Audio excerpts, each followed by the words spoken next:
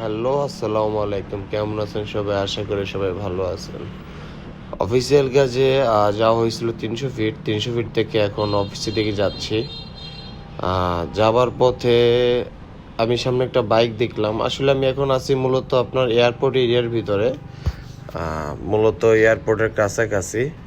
তো এই বাইকটায় মহিলাটার ওড়নাটা আপনার আর বোরকাটা চাক্কার ভিতর বারবার বাড়ি খাচ্ছিল এবং কি চাক্কার সাথে লেগে যাচ্ছিল।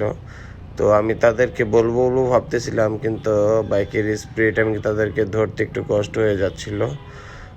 তো আমি চেষ্টা করব তাদেরকে একটু সতর্ক করার।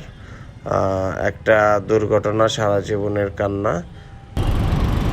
ওই ম্যাডাম আপনার ওনার বোরকা দোনোটাই চাপাইবন, দোনোটাই চাপান। সবাই সাবধানে রাইড করবেন, আর অবশ্যই ওড়না বোরকা এইসব চাপিয়ে বসার চেষ্টা করবেন। ভালো থাকবেন সবাই।